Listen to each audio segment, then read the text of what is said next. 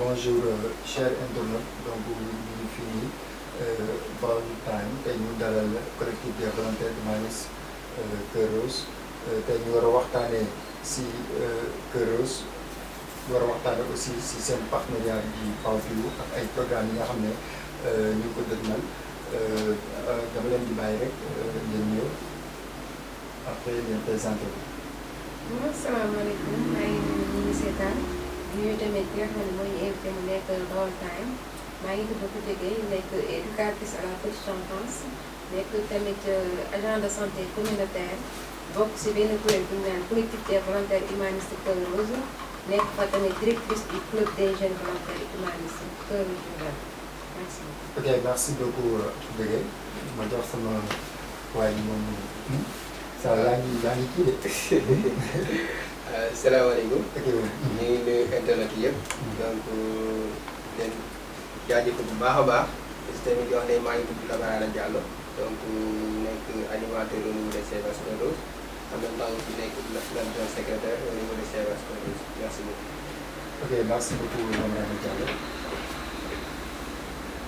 donc waaw salaamaaleykum donc maa ngi nuyu ñëpp donc maa ngi tudd Serigne Mbacke donc nekk client nekk aussi animateur au niveau du collectif des volontaires humanistes Cœur Rose nekk en même temps adjoint administratif merci beaucoup. ok merci beaucoup donc avant may commencer émission bi je voudrais savoir aussi li ngeen ñaa fulaar yi aussi bëggoon naa xam lan la ci mbir mi.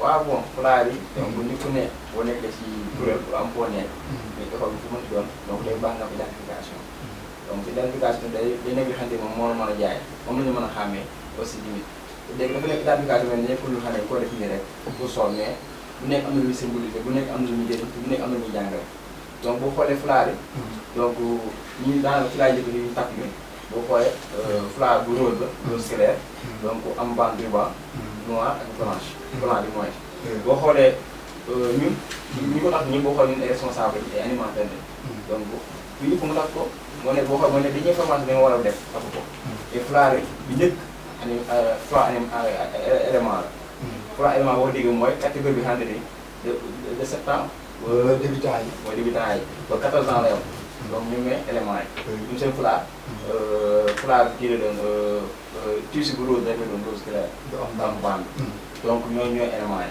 donc à partir de 15 ans jëm 20 ans donc ñu ñooy aspirant yi donc boo nekk élément pour def aspirant donc faa nga def benn formation bi wane ne yow mi voilà am nga niveau bi am nga capacité yi pour jéeg donc ñoom boo xoolee seen fulaar day nekk fulaar rose clair am bande bu noir.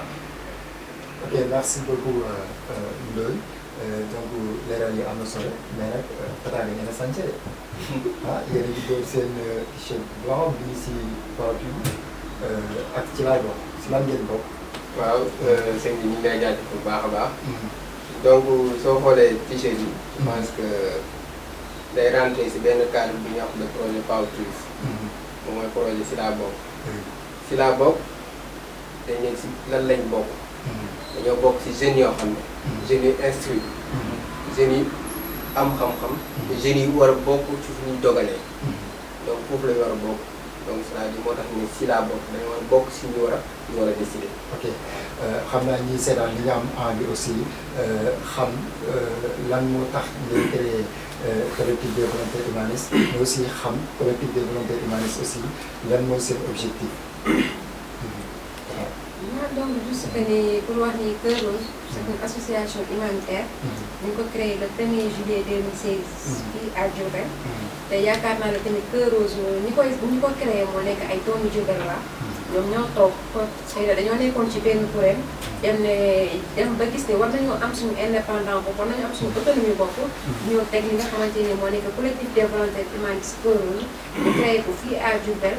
vraiment ay doomu Diourbel tamit nekk si tey bu ñu demee ba Cœur Rose tamit boo seetloo depuis 2016 ba tey ñu ngi doogaa nekk bi nga xamante ni ñu ngi si 12 départements yi ci Sénégal. tey bëgg nañ d'ici 2023 Cœur Rose nekk niveau national. tey boo seetloo Cœur Rose dafa am ay tout tànk yu fi nekk maanaam dafa am ay branches. donc Tata li nga wax da nga bëgg Cœur Rose nekk niveau national. est-ce que Cœur Rose dafa yem si niveau départemental wala actuellement atteindre au niveau régional. non Cœur Rose fi mu toll nii nekkatul niveau départemental. mu ngi si niveau régional. ndax nekk na si 3 départements yi nga xam ne moo nekk fii si région bi. mu nekk Mbacke Diourbel et Bambey. loolu am na solo dama bëgg nga joxoon na sama gentleman te micro bi moom ñu ngi kii rek ok donc est-ce que tey par rapport ak Cœur Rose tey ki nga xam ne mu ngi seetaan dégg na Tata wax moom mu bëgg am envie découvrir CVH Cœur Rose ou bien mu am envie bëgg a bokk si collectif des volontaires humanistes donc yan buntu la mën a xaw. waaw sëñ bi je pense que question boobu noonu dama ciy sawar a tontu lool parce que Cœur Rose déjà moom dafa ubbil bu mu gën ñëpp. donc vu que dañoo ne collectif des jeunes volontaires. donc bépp volontaire boo xam ne tey jii nangu nga ñëw pour defar sa askan. pour uniquement ngir yàlla tax. donc Cœur Rose tànn ak laa mel mën na bokk. ok bëggoon naa xam aussi le mot volontaire. pour ñu parce que ñàkkul ne suñu papa yi ñu ñuy seetaan wala suñu yaay te dégguñu nasaraan est-ce que mën nga ma gën a rek volontaire ñu gën a leen. waaw suñu nee volontaire bu mooy koo xam ne day def te ñàkk séntu ci xaalis. day ñëw ci day def séntu wala ci dara. waaw séntu ci dara. yéen baax ngeen de. macha allah donc loolu mooy nekk le mot volontaire. c'est-à-dire que moom lu muy def lépp. da ciy jiite yàlla. c'est-à-dire xaaru ci xaaru sax pour ñu sant ko. suñ ko si sante loolu bénéfice la si moom. lépp lu mun ci am dara bénéfice la mais nekkul objectif am. objectif moom mooy population bi. nekk dans les bonnes conditions. loolu mooy objectif am. ok kon yéen daal mooy ndaw yi nga xam ne yéen bëgg seen dëkk. di def te yàlla tax. yéen ba nga jar a xam donc bëggoon naa xam aussi si yan domaine ngeen di yëngu. donc voilà domaine bi mooy domaine d'intervention yi xam ne nii association bu ñuy parce que tamit boo nekk association. ak kuréel bu ma ci doon donc. am nga si ay pàcc ay yenn moyens yi nga yëngatu. pour ñu mën la ràññee. ci loolu donc comme Cœur Rose mi yëngatu si 9 domaines d'action. 9 domaines d'action. muy ban ak ban. donc bu njëkk muy santé et prévention. donc boo déggee santé et prévention mooy wàllum. wér-gu-yaram wér-gu-yaram. loolu di yëngu parce que boo xoolee suñu biir am na agent de santé. am na infirmier am na médecin lépp ci biir donc suñu biir. donc moom point wax na fi domaine yi xam ne ñu ci yëngatu. donc si topp muy éducation njàng meeg njàngale donc ñun boo xoolee. donc point boobu sax dañu ciy ànd ak kilifa yi xam ne ñu ngi wàllum njàng fii si Diourbel. lu mel ni IEF donc ñun dañuy ànd ak ñoom liggéey si domaine boobu. moo tax boo xoolee ñu Cœur Rose daanaka suñu programme yi ñoo ngi ko déroulé xale yi xam ne ñoo ñëw jàng si. boo xoolee sax bu fekkee dañuy def renforcement scolaire maanaam dañuy jàng si école ba ñu ñëw rafetlu leen ko jàppale leen gunge leen. waaye ñu mën a am note bu baax seen classe yi. donc troisième bu nekk environnement. mooy daal dëkkuwaay bi. donc Cœur Rose dañuy gis wàllu dëkkuwaay bi ni ñu mën a def ba mën a fexe à ce que suñu dëkkuwaay mën a set mën a nekk milieu boo xamante ne macha allah nit ñi mën a dund. kon ñu koy fekk donc kon environnement ñu ciy dund. donc bis topp mu nekkoon jeunesse et voilà enfance. mooy dañuy yar ay xale en même temps dañuy yëngu si wàllu jeunesse lépp lu xam ne bu ko defee jeunesse ëllëg dañuy nekk ay nit ëllëg nit ñi nga xamante ne dañuy am njëriñ seen réew. donc foofu lañ koy accentuer donc bu loolu tamit bu weesoo ñëw si sport culture et loisir. donc wàllum tàggat suñu yaram ñu si yëngatu aussi su côté culture dañ si yëngatu faire à ce que ñu jéem booy jël jeunesse bi inclure leen ci seen aada cosaan. ba ñoom tamit dañu xam duñ doon ñenn ñi xamante ni seen aada cosaan buñ ko def.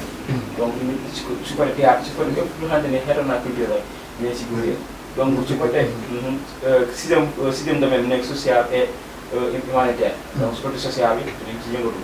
parce que déjà collectif des volontaires humanitaires la tamit. effectivement dañuy mën a ay actes humanistes. très bien ci côté bon sensibiliser dem def ay rencontres daf ay causeries tout ça. pour société tey jii ñu ngi seen bopp aussi mën nañu leen jàppale tey jii Cœur Rose jàppale askan tey askan boobu gën si askan wi.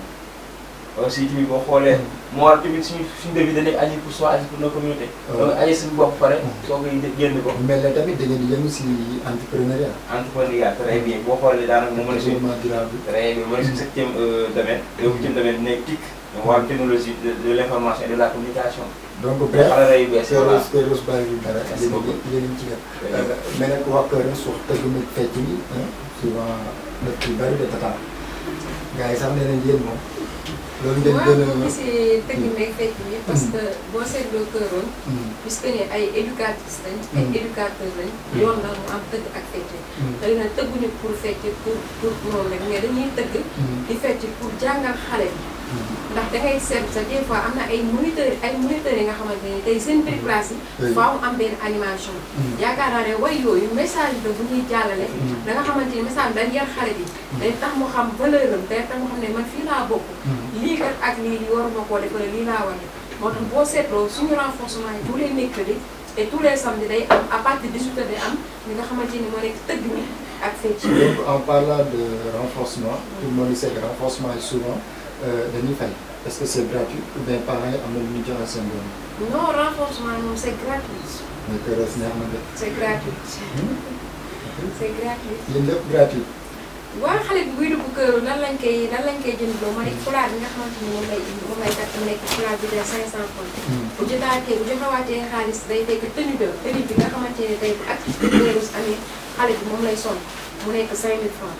à part loolu mën naa ne xale bi du joxewaat dara à part am activité phare. comme par exemple lu toll ni camp de vacances lu toll ni arbre de Noël te loolu boo seetloo participation symbolique lay nekk 2000 francs ou 3000.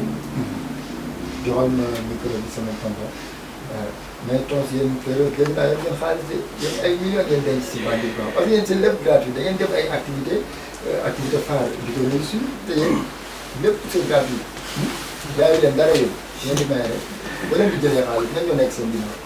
waaw macha allah loolu moom sant yàlla la quoi. mais soo xoolee rek la majeure partie coût financier bu gis nii macha allah ñu ngi def ay activités yi ngand mais soo xoolee revenu yi yëpp daanaka participation volontaire yi. parce que ñuy def activité dañuy estimer activité bi. xool coût activité yi. ñu xam ne partie bii nii.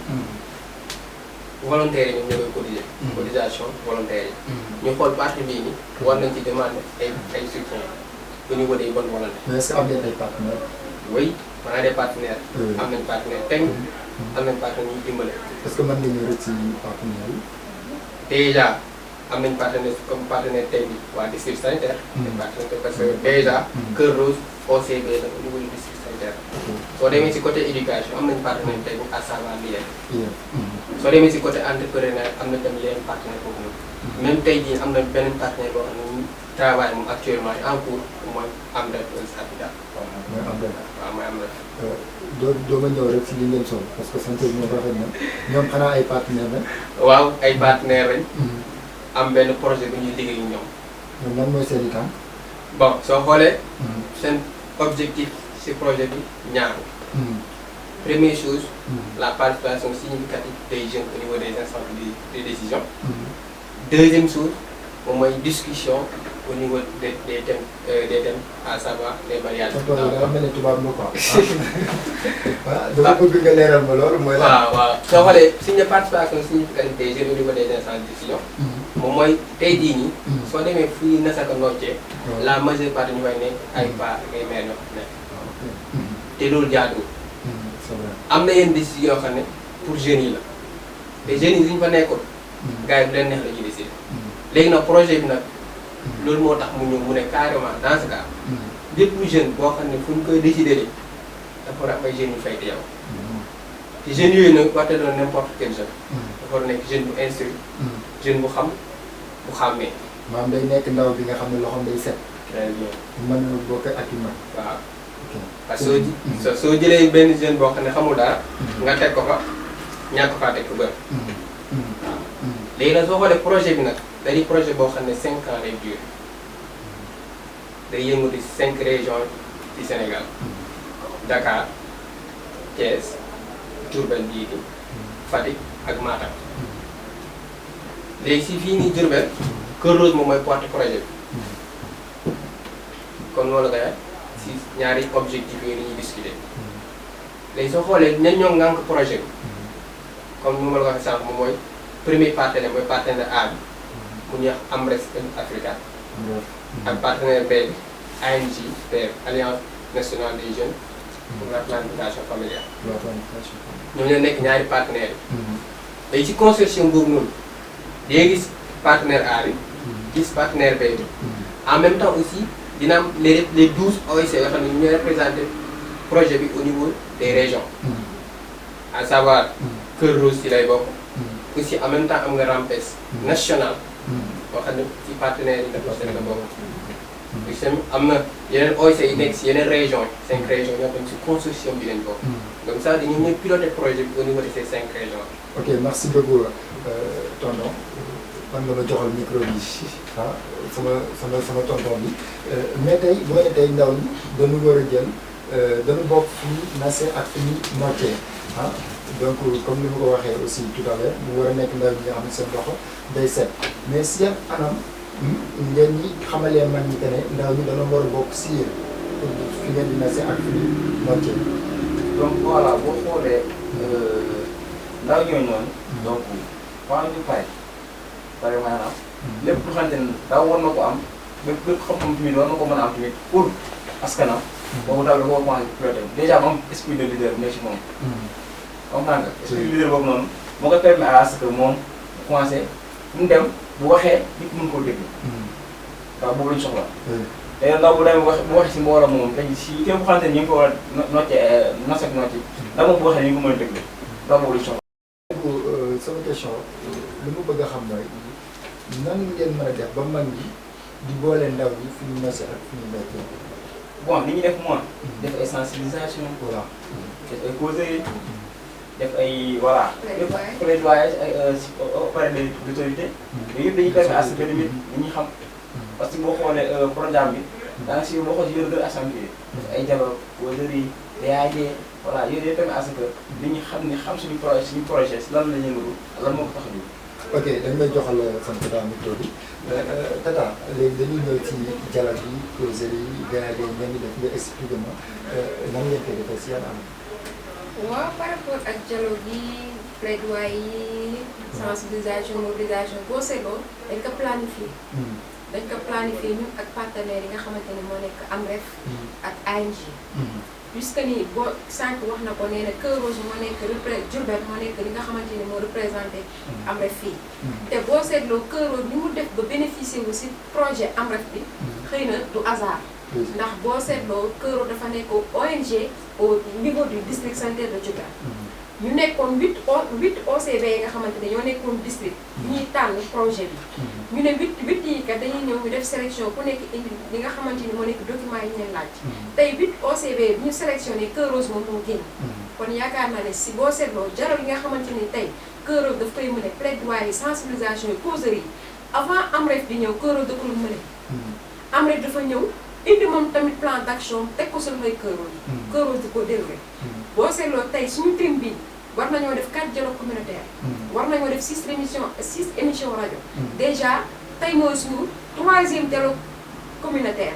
tey ñu ngi koy defee suñu siège mu nekk Cœur Rose. ñu ngi koy amal ñi nga xamante ni moo nekk relais ak association. léegi tata bëggoon naa xam dialogue yi ci ban thème lay porté. dañuy wax ci mariage d'enfants. dañuy wax ci violence faite aux filles et aux femmes. dañuy wax ci mutilation génitale féminine. maanaam xale yu jigéen nga xamante dañ leen di dugal néegu góor di leen jongal. dañ ciy wax dañuy wax ci grossesse précoce ou non désirée. maanaam am nañ 4 thématiques yi nga xamante dañ koy wax. plus li nga xamante ni moo nekk PSJ bi la participation significative des jeunes. ndax gis nañu taux bi dafa xaw a wàcc trop. donc nous sommes à Diourbel pour loolu c'est que suñu mbokku Baol yi moom dañuy teel a maye. ak suñu mbokku pël yi xam nga nag séeréer la il faut mu toog pël joxal ma tonton la war a Diallo. question boobu daf lay attaqué directement parce que yéen boobu ngeen si ñuy teel a may xale yi. waaw loolu am na soo xoolee si mbokku pël yi moom macha allah dañu teel a may kii. mais soo demee di waxtaan ak ñoom. nekkul da ngay ñëw rek ne leen carrément teel a may sa doom baaxul. très bien technique de communication. parce que nit ku nekk de am na lu muy jàpp si xelam. mais soo ñëwee ne ko lu nga jàpp si xel baaxul. déjà indi nga divergence. c'est vrai te li ngeen mos a jubóo. da ngay ñëw wax exactement conséquences yi. su teelee may doom lan ma ko ciy fekk. conséquences yu bëri mën na ko ciy fekk. xale bi mën na ci jaar ñàkk bakkan. mën na ci am problème yu bëree bëri tamit. léegi loolu nag soo ko leeralee ay waajuram ñoom ñu xam naa carrément xale bi lii moo ko ciy fekk. dans ce cas nag ñoom nag luñ bëgg may xale bi moom moo leen ko gën a. parce que duñ sacrifier vie xale bi pour uniquement may xale bi. moo tax genre yooyu dañuy dem kon waxtaan ak ñoom. ci tey ak dal. afin ñun ñu am lu ñu bëgg. parce que suñu objectif moom mooy leen sensibiliser ñëpp. éveiller ñëpp seen conscience. parce que ñëpp dañoo xamul. suñ demoon ba xam. genre yooyu yëpp duñ ko nangu di def. mais ñàkk xam boobu noonu moo tax ne ñun ñoo war a dem nag xamal leen. dañ xamal leen ne ça ne veut pas dire que forcément ñoom dañ ko war a bàyyi. mais dañuy waxtaan rek waxtaan lu jubóo si kàddu. waaw dégg nga ñoom lan la ñuy nit ñi tamit jox leen. ok waaw merci beaucoup comme tout à l'heure bu ñu ko waxee léegi dafa am benn message bi nga xam ne yéen a ngi koy véhiculé donc am si ay différents canaux yi nga xam ne fa la war a am. bokk na si émission rajo yi nga xam ne yéen a koy def bokk na si émission bi nga xam ne yéen a koy def si site internet yi mais bokk na si les VAD yi nga xam ne yéen a koy def ak aussi dialogue yi nga xam ne aussi yéen a koy def donc tey da ngeen a am dialogue communautaire dialogue bi ngeen concerné ak aussi thème bi si lan la porté. mooy dialogue bi boo seetloo. ñi mu concerné moo nekk plateforme régionale. ndax ñun bi projet bi ñëwee am rek. Cœur Rose jëlu ko rek accaparé ko. dañoo teg benn plateforme ba xam ne tuddee ko plateforme départementale. ñu jël suñu mbokk mouvement Alpulaar yi. lu mel ni Éclair lu mel ni AEJT. lu mel ni ARC lu mel ni association yi nga xam ne dañuy dox si li nga xam ne moo nekk santé ak enfance. impliqué leen si. tey boo seetloo dialogue bi ñooñu la ñu invité. plus li nga xam ne mooy bàjjenu gox yi nekk ci fii si biir Diourbel. invité nañ leen yokku si tamit ñi nga xamante ni moo nekk mouvement de jeunesse ñu bi ñu yor. mu nekk Cœur Rose ñoom tamit impliqué nañ leen si. ak ñi nga xam ne moo nekk réseau national des pères éducateurs ak conseil annuel. tey boo seetloo tey dialogue boobu ñooñu la laal ñooñu la touché. ñu ngi am comme thème violence faite aux filles et aux femmes. ok dañ may jox sama gentleman bi moom du violente femme parce que dañ ne gentleman moom du kii femme donc la violence faite aux femmes aussi donc est-ce que mën na si ñëw rek par rapport yan type de violence nan mën a nemmeeku que ñu ngi koy def jigéen ñi. donc voilà par rapport ak violence yi. donc am na physiquement la am na peut-être moralement la doon. donc si côté physiquement mooy violence tey nga jël jigéen di ko dóor. kooku violence la. ba ji jigéen di ko comme nekk si kër gi bu leen liggéey loolu liggéey yu métti. bu nga parce que violence nga dóor mais man tamit nga ko liggéey di ko liggéey loolu liggéey xam ne peut-être yaram attanu ko. liggéey yu méttee métti xam ne xeetu violence yi mi am si biir kër yi te nit ñaa ngi koy nëpp. aussi violence am na si côté moral ñu ji xale di ko xas. boo waxee xamante ni psychologiquement day travailler sur l'homme. te loolu bu màggee ak moom rek mën na koo indi benn côté xeebaat yi si côté am. envers la société. yooyu tamit ay xeetu violation la. des fois xale bi sax day génn këram daw gàddaay. effectivement parce que ndax violation verbale yi nga xam ne mu ngi am ci à l'endroit des enfants. effectivement aussi am na violation sexuelle. da ngeen jigéen di ko sàkk. waaw boobu nag moom. waaw boobu nag moom il faut ñu taxaw ci tuuti. waaw parce que xam na lëmbe dëkk bi. effectivement parce que lëmbe na fi pour ne pas entrer dans les détails. parce que violation boobu boo xoolee mën nañu gën a nemmeeku wala moo gën a fës. voilà donc vous pouvez continuer aussi. donc voilà su ko defee violence boobu après nañ ci ñëw nañ ci xóotal parce que tamit comme ni nga ko waxee rek thème la boo xam ne instant bii def na actualité. aussi tamit ay yenn xarfar yi comme mbaamis kàbb yi ñu xam ne ñu ngi am peut être fii Diourbel na bëriw fi mais tamit zone civile la ëppee. mais tamit si xeetu violation yi nga xam ne mi ngi am. parce que tamit jéem ko ko jënd ko def loolu tamit ëllëg mën na am ay conséquences ko matal. voilà donc mooy xeetu violation yi yaa ñu moo ko wax la ci yi xam ne mën na am. léegi la violence faite aux femmes ñu violence sexuelle boobu noonu kata boobu moom dañu la koy jox est-ce que yéen Cœur Rose de la sensibilisation bi ngeen di def tey ki nga xam ne gis ngeen ko mu dund ko si këram des fois duñ am fitu wax ko dañuy ragal parce que seen tonton moo leen koy def seen papa yéen Cœur Rose bu boobaa boo leen yëgee loolu yan taxawaay ngeen ci am ak xale yooyu aussi yéen ban jàppale nga leen di jàppale. waaw bu ñu nee violence faite aux femmes et aux filles dafa laal ñaari fan. tey mën na nekk ki nga xamante ne moo nekk violence conjugale. maanaam diggante ñaari waay yu dencante. kooku violence mën na faa am. beneen violence moo nekk violence yi ñu naan faite aux filles. te ñun dañ koy faral di gis te nekkul rek ci biir kër yi dafay am ci école yi dafay am fépp tey bu ñu demee ba ci école yi vraiment ba ci service yi day nekk harcèlement.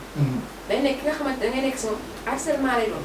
bu ñëwee ba ci violence nga xam ne comme ni kii wax ndooy violence sexuelle su boobaa ñun bu ñu amee xale wax ne xëy na dafay dund loolu te moom am ragal wax ko ki nga xam ne moo nekk parent wala kenn su ñëwee confier ko ñun ñi nga xamante ne nii ñun la ko war a confier donc dañuy dem ci li nga xamante ne nii duñu tëb dem ci yoon ndax yoon dafa gudd mais dañuy woo ñi nga xamante ne moo nekk ay parents ñu expliquer ne leen ak stratégie bii kat yoon bi lay jaar ba yoon may ko li mu bëgg bu ko defee noonu daal la ñuy defee. donc l'émission tire à sa fin xam naa ne waxtaan bi il nous reste 5 minutes donc avant ñi tàggatoo aussi bëggoon nañ xam rek Cœur Rose yéen ay jigéen ngeen yor ak ay góor yor ay xale yu ndaw ndax cas boobu noonu mos na am ci biir Cœur Rose wala xale bi jëlee ko feneen pour indi ko Cœur Rose. non man moom depuis bi ñu créé CVH Cœur Rose depuis 2016 boobu en étant la directrice du club vraiment mosuma am kàddu. bëggoon naa aussi ñu rassurer parents yi nga xam ne ñuy bàyyi seen doom yi ñëw Cœur Rose. ok aussi tamit ñu xam ne foofu noonu. xale yi ñu leen di yar bu am solo. bien vrai que ay góor ak ay jigéen la ñuy daje waaye teewul ku ne da ngay nekk sa rob. donc juste que ni RSA pour attirer attention. gis nga Cœur Rose xale bi du ñëw rek ñu jël ko. non non xale bi du ñëw propre gré ñu jël ko. xale bi ñun balaa ñu ko boole ci Cœur Rose wala balaa ñu koo def ci registre bi dafay ànd ak parent dafay ànd ak tuteur. ndax parce que Cœur Rose c'est gratuit amul mensualité amul inscription. donc li ñu am mooy accord parent bi ba pare. parent bi na accepté doomam nekk Cœur Rose moom moo koy indi kenn du ko indi. su ñëwee ñu ne ko critères yi moo fi nekk ak yi. su nekkee accepté nañ ko ñu dem ci bu nekkee accepté nañ mu retiré ko mais du ñu ñëw xale jël xale bi naan ko tey nga bokk Cœur Rose non non non xale bi buy ñëw day ñëw ànd ak tuteur. ok on peut pas terminer aussi sans autant ñu wax si seen partenariat ak Mbacke Pape yi depuis quand la. waaw ren moo nekk 3e année déjà ça fait 2 ans ñu ngi liggéey ñu ñëw donc te projet bi 5 ans la incha allah comme ça veut dire que resté nañ yeneen ñaari at ñu war a travailler incha allah. ok ça veut dire que andi bi rafet na. waaw andi boobu macha allah. waaw dégg naa ne day absolument la day. waaw mais yéen doy am ren. waaw ak Pape yi. waaw ok donc foofu nañu jaare aussi pour tàggatoo ginnaaw bi ñaax bi doy. waaye nag il faut ñu yemale ko fii ba beneen yoon dinañ amaat yeneen plateau incha allah donc nee na ma lañ bàyyi nga def mot de la fin.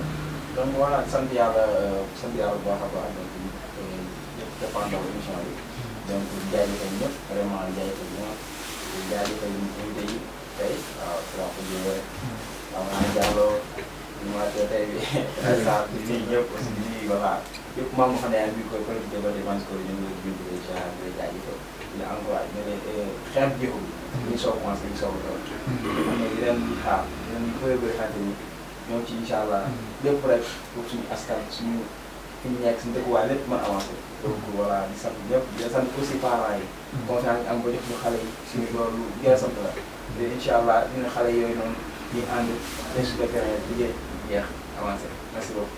ok merci beaucoup Ndoye xam naa dañuy wala ñu def parité rek waaw. ok damay jox sama tata moom tamit mu tàggatoo. donc juste que ni contentement la. di tamit di remercier ñi nga xam ne moo nekk site BaolTimes vraiment. gis nañu invitation bi. di féliciter tamit ñi nga xamante ne nii tey moom laa doon partagé plateau bi vraiment. di wax ni tamit di nuyu képp ki nga xamante ni membre CVH la. di leen aussi président.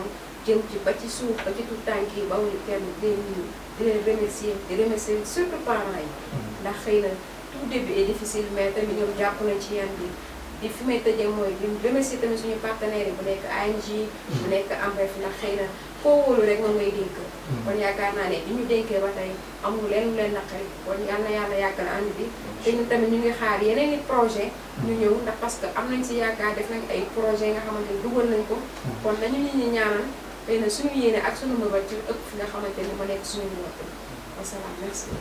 ok merci damay bàyyi tonton Lamarane Diallo imam parce que tur bi moom